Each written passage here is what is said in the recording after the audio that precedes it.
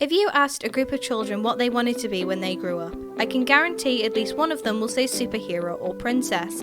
And for some adults, that's how they pay their bills.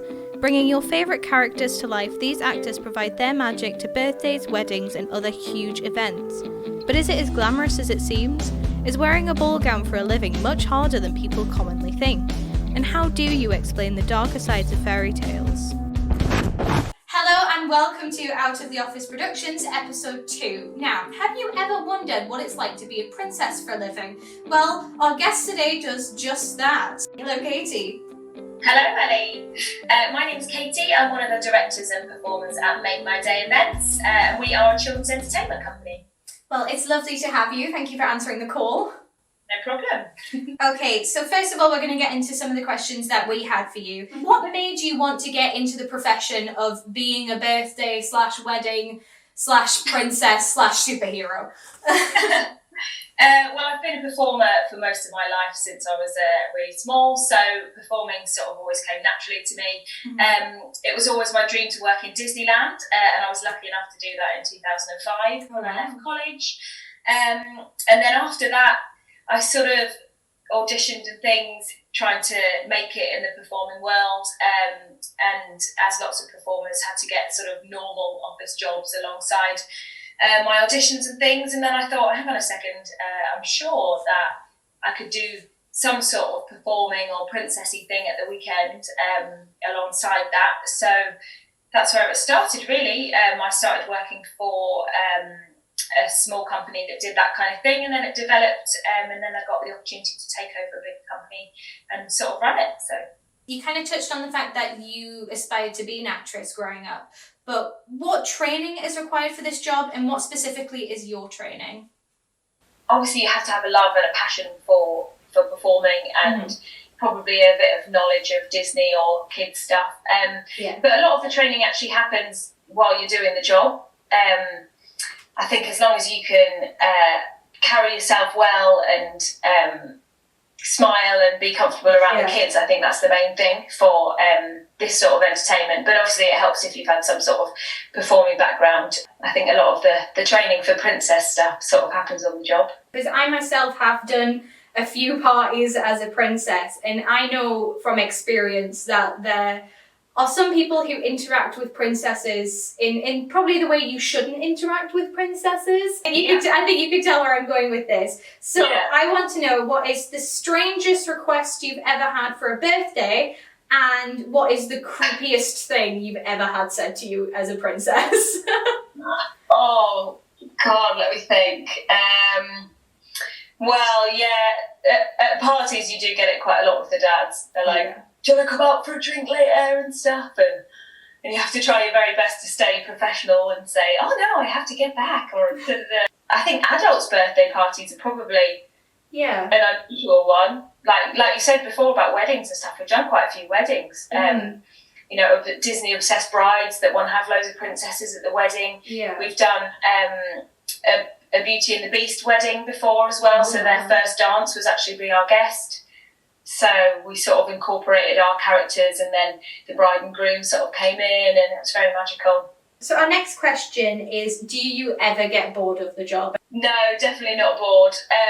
I think especially when the majority of the time is obviously working with kids, and I think the kids are so entertaining in themselves. Just some of the questions that they ask you and just their little faces, even if you're in the worst mood and you turn up to work and you think, oh God, I can't really be bothered, whatever, and you go into the party and you see like the little girl or little boy's face, that they're absolutely meeting their hero and they really believe it's the real thing. Like, it can't help but make you happy. So I don't think you ever really get bored of it.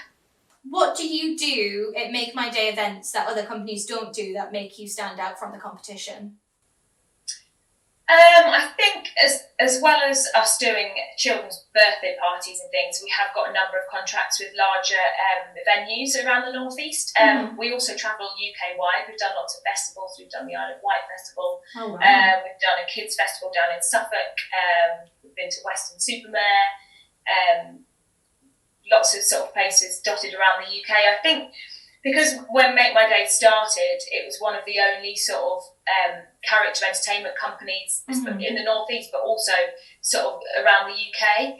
A lot of our characters, because they are performers, a lot of our characters are singers as well, which I know some companies don't necessarily have singing princesses or singing characters, which is fine. But for us, I think that gives us the opportunity to do bigger shows. So putting together actual productions and performances involving the characters as well, rather than just the sort of meet and greet birthday parties. I think that's probably where we differ. We're now going to move on to some of our fan questions. So, Minu wants to know, do you have a favourite character to dress up as, and do you prefer princesses or superheroes?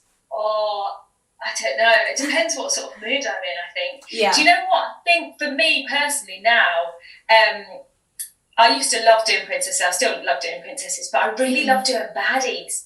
So when it gets to Halloween and you get to do Maleficent and you get to be a bit mean, I think they're really fun. So yeah. 100%. I remember I did like one birthday party in the morning as a princess and my face hurting from smiling too much, and then doing like a murder mystery evening later at night and being mean to people was just such a I needed that.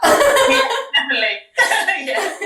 Our next question comes from Emily, and it's, how do you manage to stay in character when you've had a bad day?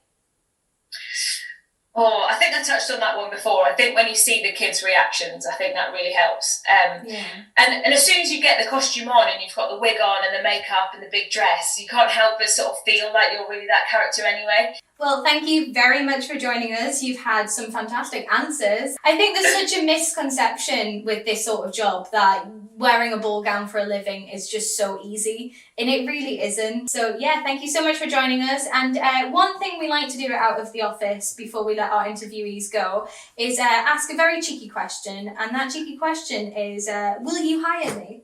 Would I hire you? Absolutely. Yeah. Fantastic, right. That has been Out of the Office. We're done. I've got myself a job. No more episodes.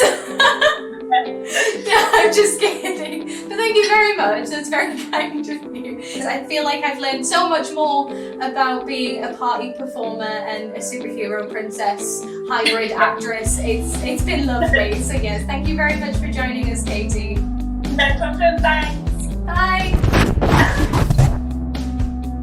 Thank you so much for watching this episode of Out of the Office. If you feel like you want to, it would be great if you could leave a like, and if you want to submit a question or yourself for a future episode, our comments are open. Down there, the subscribe button is really close by, so you may as well click. You can find us on our social medias. We are Out of the Office Productions on pretty much everything.